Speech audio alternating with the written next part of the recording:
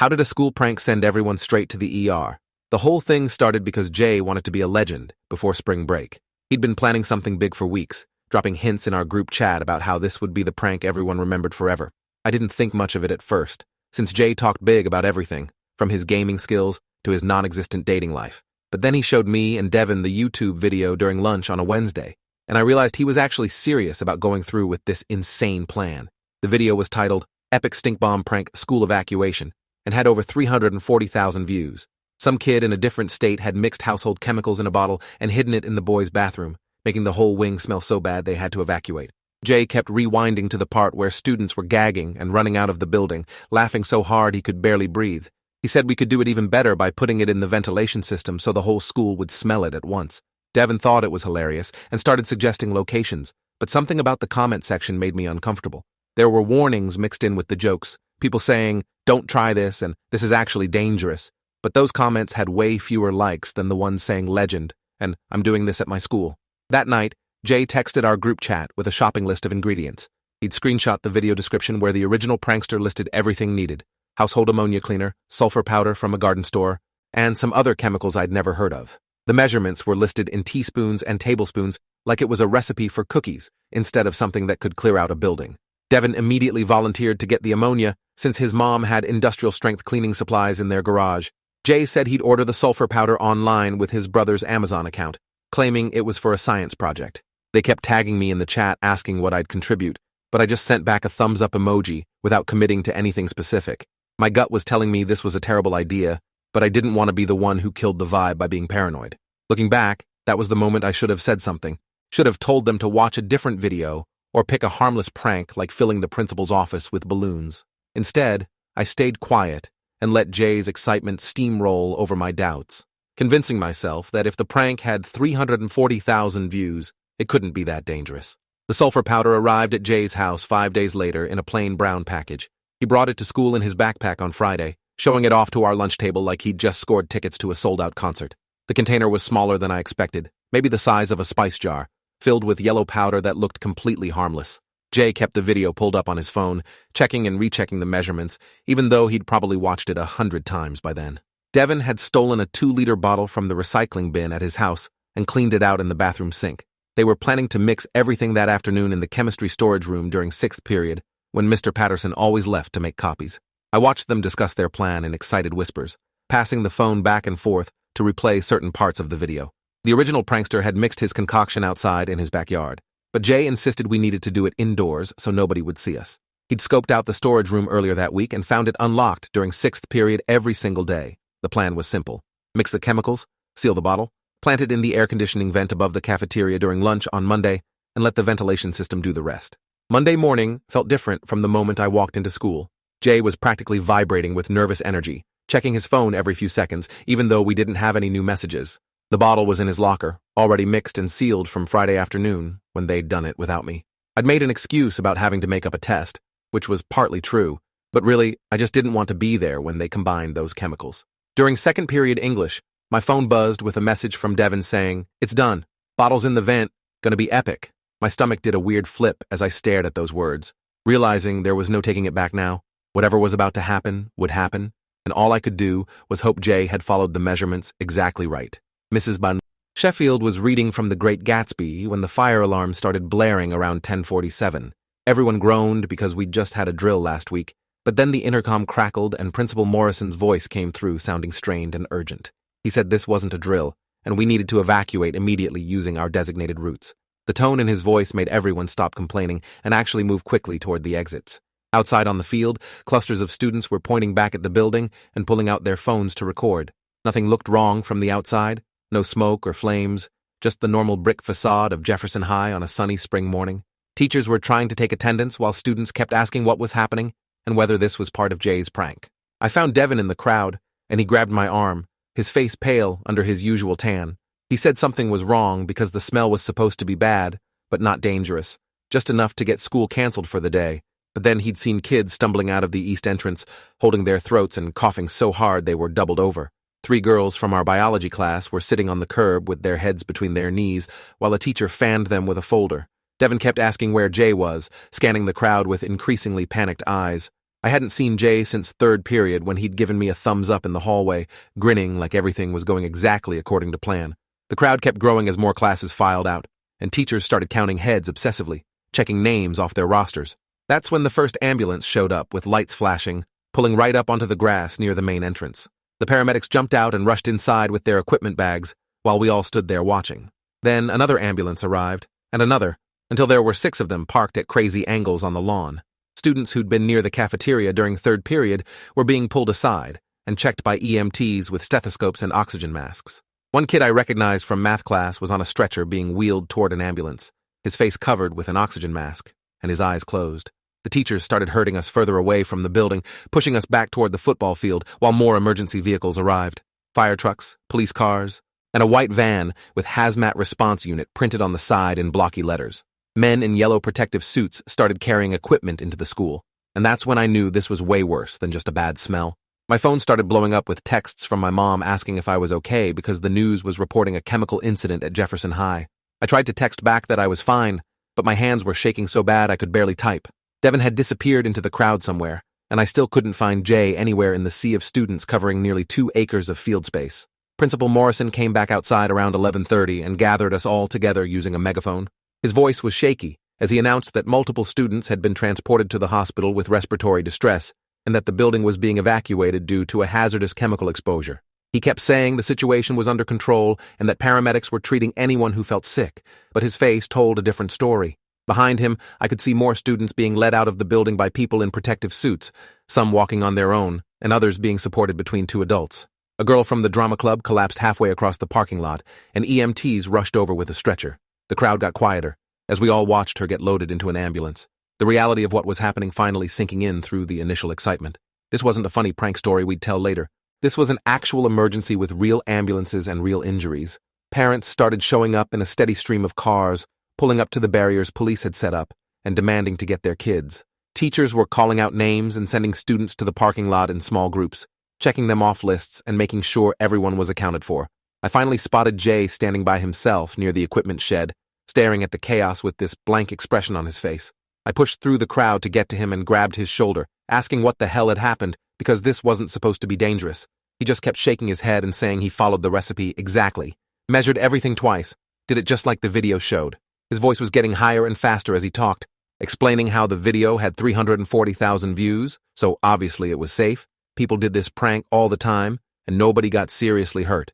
I asked him if he'd read the comments, really read them, not just the funny ones, but the warnings people had posted. He finally looked at me, and I could see tears starting in his eyes. He said he thought those people were just being dramatic, trying to scare others so they wouldn't copy the prank. The measurements had seemed straightforward when he was mixing everything in the storage room, pouring liquids and powder into the 2-liter bottle. Everything had combined smoothly without any weird reactions or explosions, just created this cloudy mixture that smelled awful, but not dangerously so. He'd sealed the bottle and hidden it in his backpack until lunch, then slipped it into the vent above the cafeteria like they'd planned. A police officer started walking toward us, and Jay's whole body went rigid. The officer asked if we were Jay Whitmore, and I had to admit, I didn't know Jay's last name, even though we'd been friends for 2 years. The officer checked his notepad and asked which of us was Jay, looking between our faces. Jay raised his hand like we were in class, his voice barely a whisper as he identified himself. The officer said he needed to come with him to answer some questions about the incident. Nothing formal yet, just trying to understand what happened. Jay's face went from pale to gray as he followed the officer toward the parking lot where several police cars were parked. He looked back at me once with this desperate expression, and I wanted to say something helpful or reassuring, but no words came out. I just stood there watching my friend walk away, knowing he'd wanted to be a legend and instead had created a disaster. Devin appeared next to me and asked what was going to happen to Jay, whether he'd get arrested or expelled or both.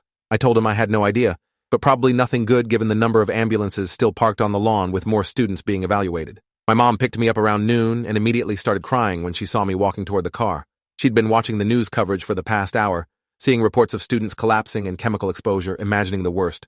I assured her I was fine, that I'd been in a different part of the building when it happened, which was true enough. She kept asking questions about what chemical it was and who did this and whether the school had been safe, questions I couldn't answer because I barely understood what was happening myself. On the drive home, I pulled up the news on my phone and saw Jefferson High trending on Twitter with videos from students showing the evacuation. One video had gotten over 50,000 retweets already, showing a line of students on stretchers being loaded into ambulances. The comments were full of people asking what happened, and others sharing conspiracy theories about terrorism or gas leaks. Nobody had connected it to a prank yet, which meant Jay might have a few more hours before his name got dragged through social media. My phone buzzed with a text from an unknown number that turned out to be Jay asking me not to say anything to anyone about the prank. He said the police were calling his parents, and he was probably going to be in serious trouble, but if nobody else knew about the planning, maybe it would seem like an accident. That night, the local news led with our story showing aerial footage of Jefferson High surrounded by emergency vehicles. The anchor said 47 students had been transported to area hospitals with symptoms including difficulty breathing, dizziness, nausea, and loss of consciousness. 12 students were in serious condition, 3 were in the ICU, and one 17-year-old was in a medically induced coma. My stomach turned as those numbers scrolled across the screen with somber music playing underneath. The reporter said authorities were investigating the source of the chemical exposure, which they'd identified as hydrogen sulfide gas. The name meant nothing to me, but they explained it was a toxic gas that could cause respiratory failure and death at high concentrations. They showed interviews with parents crying outside the hospital, talking about their kids struggling to breathe and vomiting blood. One mother said her son had been perfectly healthy that morning, and now doctors weren't sure if he'd have permanent lung damage. The news switched to an interview with someone from the fire department's hazmat unit, who explained that hydrogen sulfide was heavier than air, so it had sunk through the ventilation system and pooled in lower areas of the building. The cafeteria on the first floor had gotten the highest concentration, which explained why students who'd been there during third-period lunch were the worst affected. I couldn't sleep that night. Kept checking my phone for updates about the students in the hospital. Social media was exploding with speculation about what caused the gas leak, with some people claiming the school's boiler malfunctioned, while others thought it was a terrorist attack. Nobody was talking about pranks yet, which felt like a countdown to an inevitable explosion when the truth came out. Around midnight, Devin called me crying and asking if we were going to jail because he'd provided the ammonia. I tried to calm him down, saying we didn't actually mix anything or plant the bottle, but my words sounded hollow even to my own ears. We'd known about the plan, had seen the ingredients, had opportunities to stop it, and chosen not to. That made us something even if we weren't the ones who'd physically done it. Devin kept saying his parents were going to kill him if they found out, that his dad was a lawyer and would disown him for being involved in something this stupid. I told him to delete any texts or messages related to the prank, though I wasn't sure if that would help or make things worse. After we hung up, I sat there staring at our group chat, reading through weeks of messages about the prank planning. My finger hovered over the delete button, but I couldn't make myself press it. Tuesday morning, Jefferson High was still closed for decontamination, while investigators tried to determine exactly what had happened. My parents made me stay home even though I felt fine, worried I might develop delayed symptoms from whatever exposure I'd had. The news showed footage of people in hazmat suits going in and out of the school building, carrying equipment and taking samples. A press conference was scheduled for 10 a.m. with school officials and the police department. I watched it on my laptop with my stomach in knots, knowing this was probably when everything would come out. Principal Morrison stood at a podium, looking like he'd aged 10 years overnight, reading a prepared statement about the incident. He said investigators had determined the hydrogen sulfide gas came from a chemical mixture deliberately placed in the school's ventilation system. He used the word deliberately twice, making it clear this wasn't an accident. Then the police chief stepped up and announced they'd arrested a 17-year-old male student in connection with the incident. He wouldn't give the name because of the student's age, but said charges included reckless endangerment, assault with a deadly weapon, and creation of a catastrophic risk. My phone started ringing immediately with calls from numbers I didn't recognize. I let them all go to voicemail and listened as reporters left messages asking if I knew Jay Whitmore and whether I'd talk about what happened. Someone had leaked his name to the media, and now it was spreading across every platform. By noon, Jay's Instagram and Facebook profiles were being screenshotted and shared, his face appearing on news sites under headlines like "Teen Arrested for Chemical Attack on High School" and "Students Pranklands Classmates in ICU." The comment sections were brutal, thousands of people calling him a terrorist and saying he deserved life in prison. Someone found his YouTube channel where he'd posted gaming videos and flooded it with hate comments. His subscriber count was rising rapidly, but not for any reason he'd ever wanted. I felt sick watching his digital life get torn apart in real time by strangers who knew nothing about him, except this one terrible decision. The news kept updating the victim count throughout the day, and by evening, it had reached 53 students with confirmed hydrogen sulfide exposure. The boy in the medically induced coma was identified as Nathan Cross, a junior on the wrestling team who'd been sitting in the cafeteria when the gas started filling the room. On Wednesday, I got called out of my room by a knock on the front door. My dad answered and came to get me, saying there were detectives who wanted to ask me some questions. My heart started pounding as I walked to the living room, where 2 people in plain clothes were waiting, a man and a woman who introduced themselves as Detective Mills and Detective Park. They asked if I knew Jay Whitmore and whether I'd had any conversations with him about pranks or chemicals in the days before the incident. I told them we were friends and hung out sometimes, trying to keep my voice steady even though my hands were shaking. Detective Mills pulled out a printed copy of our group chat, and my stomach dropped when I saw messages I'd written highlighted in yellow. They walked me through the conversation where Jay had shared the YouTube video, asking what I thought he meant by certain messages. I tried to explain that we thought it was just a harmless prank, that nobody understood how dangerous it actually was, but the words sounded pathetic out loud. Detective Park asked if I'd seen Jay mixing the chemicals or helped him obtain any of the ingredients. I said no, truthfully, explaining that I'd skipped the mixing part because I had to make up a test. She wrote something in her notebook and exchanged a look with Detective Mills that I couldn't read. They asked about Devin next, whether he'd been involved in planning or execution. I felt trapped between protecting my friend and not lying to police, so I said Devin had talked about the prank, but I didn't know specifics about what he did. Detective Mills leaned forward and said they already knew about Devin's involvement because they'd pulled phone records and found text messages where he discussed providing supplies. He said Devin had been smart enough to cooperate immediately and provide a full statement about what happened. My mouth went dry as I realized Devin had already told them everything, which meant lying would only make my situation worse. I admitted that Devin had mentioned getting ammonia from his garage and that Jay had ordered sulfur powder online. Detective Park asked why I didn't report the plan to a teacher or administrator if I knew chemicals were being brought to school. I tried to explain that it seemed like a joke, that people did prank videos all the time, and this one had hundreds of thousands of views, so it must be safe. The words sounded incredibly stupid even as I said them, and Detective Mills's expression made it clear he agreed. They asked me to write out a formal statement about everything I knew, and I spent the next hour at my kitchen table writing down dates and conversations while my parents watched with disappointed faces. That afternoon, the news reported that a second student had been arrested in connection with the chemical incident. They didn't name him, but I knew it was Devin based on the timing. My phone started buzzing with messages from classmates asking if I was going to get arrested too, if I'd been part of Jay's plan. I didn't respond to any of them, just watched the messages pile up while I tried to figure out what was going to happen to me. My dad sat down and asked me directly whether I'd helped plan this attack, using that word attack like I was a terrorist. I told him the truth, that I'd known about the prank and seen the video, but hadn't mixed chemicals or planted anything. He asked why I didn't stop them, why I didn't tell an adult, and I had no good answer. I'd thought it would be funny, had wanted to see what happened, had been too scared of seeming uncool to speak up. Now 3 kids were in the ICU, and I was being questioned by detectives, and all because I'd kept quiet. My mom started crying and said she'd raised me better than this, that staying silent while people got hurt made me almost as guilty as the ones who did it. Her words hit harder than any punishment because I knew she was right. Thursday brought worse news. Nathan Cross, the wrestler in the medically induced coma, had been taken off sedation but wasn't waking up properly. Doctors said the hydrogen sulfide exposure had caused his brain to swell from oxygen deprivation, and they weren't sure what his neurological outcome would be. His parents gave a press conference begging other students to come forward with information about who was responsible. His mother's face was destroyed by crying. Mascara streaked down her cheeks as she talked about her son who'd just gotten accepted to college on a wrestling scholarship.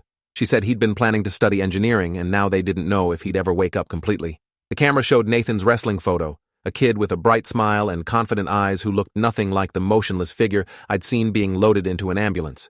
The press conference ended with his father saying he hoped whoever did this would rot in prison for stealing his son's future. Comments flooded social media agreeing with him, calling for maximum sentences and adult charges for everyone involved. Someone started a petition to try Jay as an adult that got 50,000 signatures in 6 hours. That same day, reporters found the original YouTube video that Jay had used for instructions. The channel owner, a kid named Dylan from Wisconsin, had already deleted the video and posted an apology saying he never meant for anyone to get seriously hurt. He claimed his prank had only affected one bathroom and cleared out quickly, that he'd used much smaller amounts of each chemical. But internet sleuths had saved copies of the original video and were analyzing it frame by frame, pointing out that Dylan's measurements were different from the ones he'd listed in the description. Someone with a chemistry background explained in a long Twitter thread that switching from teaspoons to tablespoons would increase the concentration tenfold, and that mixing it in a closed indoor space would allow the gas to reach lethal levels. The thread went viral with over 100,000 retweets, and suddenly everyone understood that Jay hadn't just copied a prank, he'd accidentally created a chemical weapon. The news picked up the story and started running segments about dangerous prank videos and the responsibility of content creators. Dylan's YouTube channel got brigaded with hate comments and dislikes until he deleted his entire account. But the damage was done. The video had been copied and re-uploaded to dozens of other channels where kids could still find the instructions. On Friday, exactly 1 week after the incident, I got served with papers saying I was being called to testify before a grand jury. My parents hired a lawyer, a serious woman named Rachel Gordon who specialized in criminal defense. She explained that being subpoenaed didn't mean I was being charged, but that I needed to be very careful about what I said because prosecutors were building their case against Jay and possibly Devin. She asked me to go through every interaction I'd had with them about the prank, every text message and conversation and shared video. We spent 3 hours in her office while she took notes, and occasionally stopped me to ask clarifying questions. When I finished, she leaned back in her chair and said I was in a complicated position because I'd known about the plan, but hadn't participated directly. She said prosecutors might offer me immunity in exchange for testifying against Jay and Devin, but that decision would depend on how cooperative I was, and whether they believed I'd been a co-conspirator. The word co-conspirator made my blood run cold, because it sounded like something from a crime show, not something that could apply to me for just watching a YouTube video with friends. That weekend, more details emerged about the hydrogen sulfide gas and why it had been so dangerous. A chemistry professor gave an interview explaining that hydrogen sulfide shuts down the part of your brain that detects smell after just a few breaths, which meant victims couldn't tell they were being poisoned until it was too late. She said, at high concentrations, it could cause something called knockdown, where people lost consciousness almost immediately, without any warning. The gas was heavier than air, so it had flowed through the ventilation system and pooled in the cafeteria where students were eating lunch. The professor showed a diagram of how the concentration would have increased as more gas pumped through the vents, creating a deadly cloud that sank to breathing level. She explained that the people who collapsed first probably saved others by triggering the evacuation, because 5 more minutes of exposure could have killed dozens of students. The interviewer asked if this was similar to any industrial accidents, and the professor mentioned several oil refinery disasters where hydrogen sulfide leaks had killed trained workers wearing protective equipment. She said the fact that teenagers had created this gas mixture in a school storage room with no safety equipment was absolutely horrifying from a scientific standpoint. Monday marked my return to school, though only juniors and seniors were allowed back while they finished decontaminating the freshman and sophomore wing. Walking through the front doors felt surreal, like entering a completely different building than the one I'd evacuated a week earlier. Security had been increased with metal detectors at every entrance and guards checking bags for any liquids or chemicals. Students moved quietly through hallways that used to be loud and chaotic, nobody wanting to be the first to laugh or joke like nothing had happened. My first period was English with Mrs. Sheffield, and she started class by having us write about our feelings regarding recent events. Most students stared at blank pages, myself included, because what were we supposed to say? Sorry your classmate is in a coma? Hope the kid with permanent lung damage feels better? The whole assignment felt performative and useless, but I wrote something generic about community healing and turned it in without reading it over. During lunch, the cafeteria was half empty because students were too scared to eat there. I sat outside with a group of people I barely knew, everyone avoiding eye contact and picking at food. Between classes, I saw Devin for the first time since his arrest. He was walking with his head down, hands shoved in pockets, completely different from his usual confident stride. When he spotted me, his face did something complicated like he wanted to talk, but also wanted to disappear. I caught up with him by the lockers and asked how he was doing, knowing it was a stupid question. He said his parents had hired a lawyer who was trying to work out a plea deal, that prosecutors wanted him to testify against Jay in exchange for reduced charges. He'd been charged as a juvenile with reckless endangerment and providing materials for a dangerous device, which could mean probation and community service instead of jail time. But his lawyer said if he didn't cooperate fully, prosecutors might try to charge him as an adult alongside Jay. His voice cracked when he talked about how his dad wouldn't speak to him, how his mom cried every time she looked at him. He asked if I was going to testify too, and I told him about the grand jury subpoena. We stood there in the hallway while students flowed around us, 2 kids who'd wanted to be part of something funny and ended up part of something terrible. That week, I had to go to the courthouse for my grand jury testimony. Rachel Gordon coached me beforehand, explaining that grand juries were different from regular trials, and that I wouldn't have a lawyer in the room with me.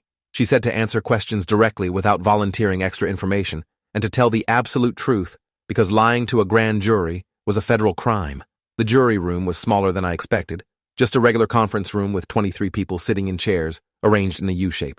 An assistant district attorney named Laura Chen asked me questions about my friendship with Jay, our group chat conversations, and what I knew about the prank plan. I answered each question carefully, trying not to incriminate myself while also not protecting Jay. It felt like betraying a friend, sitting there explaining how he'd shown us the video and talked about becoming a legend. But then I thought about Nathan Cross in his hospital bed, about the 12 students with damaged lungs, about families destroyed by one stupid decision. The grand jury members asked their own questions too, things like whether Jay had seemed to understand the danger or if he'd expressed any regret. I said he'd followed a video with hundreds of thousands of views and thought it was safe, that he'd been shocked when people started collapsing. One juror asked if I felt guilty for not reporting the plan, and I said yes, without elaborating, because what else could I say? The grand jury returned indictments against Jay on multiple charges: aggravated assault, reckless endangerment creating catastrophic risk, possession of weapons of mass destruction, and terroristic threats. The news explained that weapons of mass destruction didn't just mean bombs or nuclear devices, but any chemical or biological agent capable of causing death or serious injury to multiple people. Jay was being charged as an adult because of the severity of the incident and the number of victims. His bail was set at $500,000, which his family couldn't afford, so he stayed in juvenile detention awaiting trial. Photos leaked of him in an orange jumpsuit looking skinny and terrified, nothing like the confident kid who'd shown us that YouTube video. Devin took a plea deal the following week. He pled guilty to 1 count of reckless endangerment in juvenile court and was sentenced to 2 years probation, 500 hours of community service, and mandatory counseling. He also had to write apology letters to every student who'd been hospitalized and their families. The judge said Devin had made a terrible decision, but had shown genuine remorse and cooperated fully with investigators, which was why he was receiving a juvenile sentence. 2 months after the incident, Nathan Cross finally woke up from his coma. The news covered it like a miracle story, showing his parents crying tears of joy as they talked about their son opening his eyes. But the full story was more complicated. Nathan had significant brain damage from oxygen deprivation and would need years of rehabilitation. He couldn't walk without assistance, had trouble speaking, and didn't remember anything from the 6 months before the incident. His wrestling career was over, his college scholarship withdrawn. His future completely changed from one lunch period where he'd been sitting in the wrong place. His parents announced they were filing a civil lawsuit against Jay's family, Devin's family, the school district, and the YouTube platform for hosting dangerous content. They were seeking damages for medical costs, future care needs, and loss of potential earnings. Other families joined the lawsuit until 23 students were represented, all seeking compensation for injuries ranging from lung damage to PTSD. The news about the lawsuit made me realize how far-reaching the consequences were. How many lives had been permanently altered by those chemicals mixing in a 2-liter bottle. My own consequences came in the form of social isolation rather than legal charges. Students who'd been hospitalized or had friends hospitalized wouldn't talk to me, seeing me as guilty by association. My Instagram comments filled with messages calling me a coward for not stopping Jay, saying I was just as responsible as the people who'd mixed the chemicals. Teachers looked at me differently, like they were disappointed I'd been involved even tangentially. My parents had to take me out of Jefferson High and enroll me in online classes for the rest of the year because the harassment got so bad. I'd wanted to be cool, to be part of something exciting, and instead, I'd lost my school and most of my friends. The isolation gave me a lot of time to think about everything that had happened, about how a YouTube video with 340,000 views could seem legitimate just because it was popular. I thought about how easy it had been to ignore warning signs and dismiss concerns because we wanted the prank to work. Most of all, I thought about Nathan Cross and whether he'd ever be the same person he was before Jay's chemicals stole his future. Jay's trial began in September, right when we would have been starting senior year. The prosecution presented evidence including the YouTube video, our group chat messages, receipts for chemicals, and testimony from students who'd been hospitalized. Medical experts explained in graphic detail what hydrogen sulfide does to the human body, how it binds to iron in blood cells and prevents oxygen from reaching tissues. They showed scans of damaged lungs and brain tissue, photos of students in ICU beds hooked up to ventilators. Jay's defense attorney argued that his client was a child who'd made a terrible mistake, that he'd followed instructions from an online video without understanding the chemistry involved. The attorney said Jay had thought he was creating a bad smell, not a deadly gas, and that charging him with weapons of mass destruction was excessive. But the prosecution countered with evidence that Jay had researched hydrogen sulfide after mixing the chemicals, that he'd found and read articles about its toxicity, but planted the bottle anyway. They presented search history showing Jay had looked up hydrogen sulfide symptoms and is H2s deadly the day before he put the bottle in the vent. I was called to testify at the actual trial, which was completely different from the grand jury. This time there was a real courtroom with a judge, jury, and audience filled with victims' families. Jay sat at the defense table in a suit that was too big for him, looking younger than 17 as he stared at the table. I had to walk past him to get to the witness stand, and he looked up at me with these hollow eyes that made my stomach turn. The prosecutor asked me to describe our friendship and the conversations we'd had about pranks. I explained how Jay had shown us the video and seemed excited about pulling off something epic. She asked if Jay had expressed any concern about safety or asked questions about the chemicals. I said no, that he'd seemed confident the video was reliable because of its view count and comments. The defense attorney cross-examined me, trying to establish that Jay wasn't malicious or intentionally trying to hurt anyone. He asked if Jay had ever expressed hatred toward students or talked about wanting to cause harm. I said absolutely not, that Jay was generally well-liked and had friends across different social groups. The attorney asked if I'd thought the prank was dangerous, and I had to admit I'd been concerned but hadn't understood the full extent of the risk. The trial lasted 3 weeks with testimony from dozens of students, teachers, first responders, and medical experts.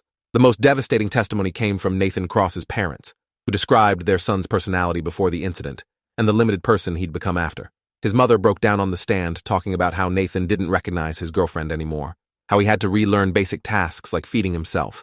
She said every day they grieved for the son they'd lost, even though he was still technically alive. His father talked about the financial burden of round-the-clock care, the medical bills that insurance wouldn't cover, the future they'd planned that would never happen. He looked directly at Jay and said he hoped the jury would send a message that this kind of recklessness couldn't be tolerated. Other families testified about children with permanent lung scarring who couldn't run anymore, students with PTSD who had panic attacks in enclosed spaces, kids whose promising futures had been derailed by medical problems and trauma. By the end of the victim impact statements, several jurors were crying and Jay's head was down on the table. The jury deliberated for 2 days before returning guilty verdicts on all major charges. Jay was convicted of 23 counts of aggravated assault, 1 for each hospitalized student, plus reckless endangerment and possession of weapons of mass destruction. The courtroom erupted in mixed reactions, with victims' families crying and hugging while Jay's mother screamed that they were destroying her baby's life. The judge set sentencing for 6 weeks later, giving both sides time to prepare their arguments about appropriate punishment. Legal experts on the news said Jay was facing anywhere from 10 to 30 years in adult prison, though some thought the judge might show leniency because of his age. Victim advocacy groups argued for maximum sentences, saying this needed to be a deterrent for other teenagers who might think dangerous pranks were funny. The case became a national conversation about youth criminal justice, with people debating whether a 17-year-old should serve decades in prison for a prank gone wrong, or whether rehabilitation should be the priority. During the 6 weeks before sentencing, I tried to process everything that had happened. I'd lost my best friends, my school, and my reputation, but those losses felt trivial compared to what the victims had experienced. I started volunteering at a children's hospital, reading to kids with long-term medical conditions, trying to understand what Nathan and the others were going through. I wrote letters to the families apologizing for not stopping Jay, knowing the words were inadequate but needing to try anyway. Most letters went unanswered, though Nathan's mother sent back a short note saying she appreciated my honesty but couldn't forgive me yet. I started seeing a therapist to work through the guilt and anxiety that had become constant companions. She helped me understand that I'd made a mistake by staying silent, but that mistake didn't define my entire life. She said the important thing was learning from it and making different choices going forward. But some nights I still couldn't sleep, thinking about how easily I could have prevented everything just by telling a teacher or calling the police. The sentencing hearing was packed with media and spectators, everyone wanting to see what punishment Jay would receive. The prosecution asked for 25 years, arguing that Jay's actions constituted a chemical attack on a school and deserved severe consequences. They emphasized that Nathan Cross would never fully recover, that 12 students had permanent health problems, that dozens of families had been traumatized. Jay's attorney argued for 10 years, claiming his client was young and remorseful, that he'd made a catastrophically bad decision, but wasn't a hardened criminal. He brought up Jay's good grades, lack of prior arrests, and supportive family as evidence that rehabilitation was possible. Jay himself spoke for the first time, reading a prepared statement with a shaking voice. He apologized to every victim by name, said he thought about Nathan every day, that he'd give anything to undo what he'd done. He cried through most of it, and by the end, several people in the courtroom were crying too, including me. But when I looked at Nathan's parents, their faces were stone, unmoved by Jay's tears.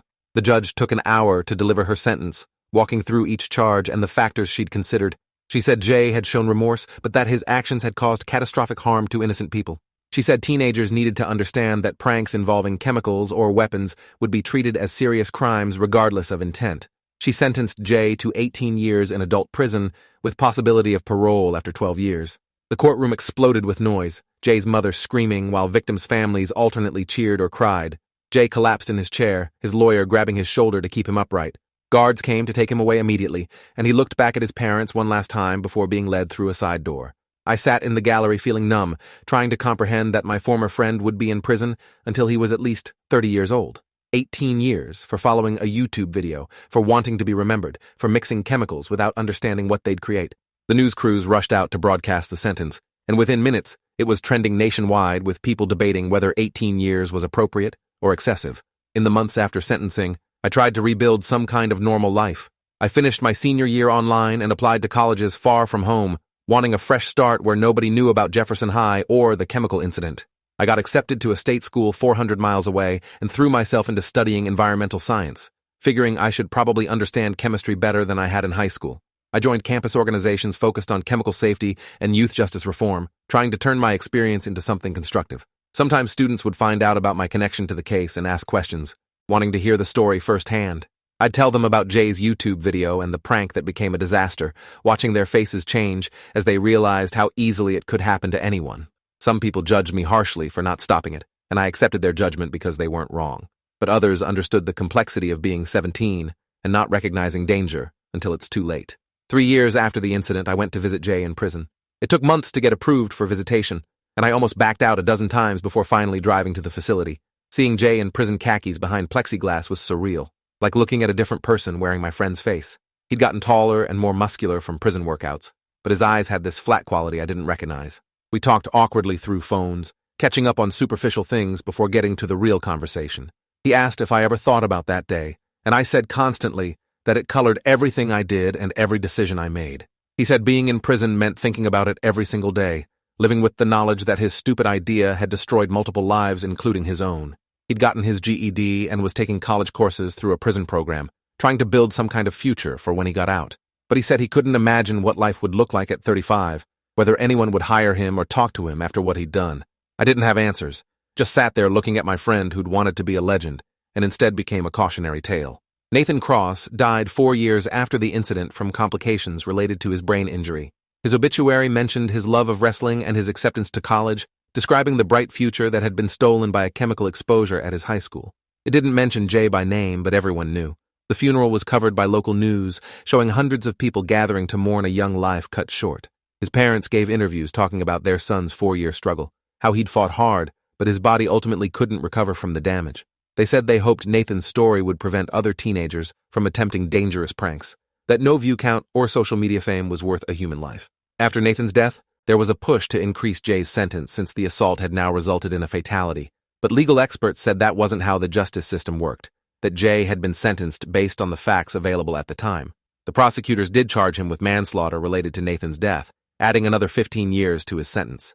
Jay pled guilty rather than going to trial again, saying he couldn't put Nathan's family through more testimony. Now, 7 years later, I'm 25 years old with a degree in environmental science and a job at a chemical safety consulting firm.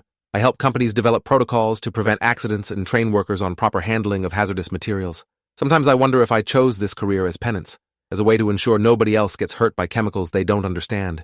I think about Jay almost every day. Imagine him in his prison cell counting down the years until parole. I think about Nathan and the life he should have had, about his parents who visit an empty bedroom. I think about the 12 students with scarred lungs who can't breathe quite right anymore. And I think about the moment I watched that YouTube video and thought it looked fun instead of dangerous. The moment I could have changed everything but chose to stay silent. People ask me sometimes what I learned from the whole experience, expecting some profound wisdom. But the truth is simple. Popularity isn't the same as safety. Views don't equal validity. And staying quiet when you know something's wrong makes you complicit in whatever happens next. Those lessons cost Nathan his life, and Jay his freedom. I just hope sharing this story might save someone else from learning them the same way. If you enjoyed this, you'll definitely want to see the next ones too. So subscribe now and let me know your take in the comments.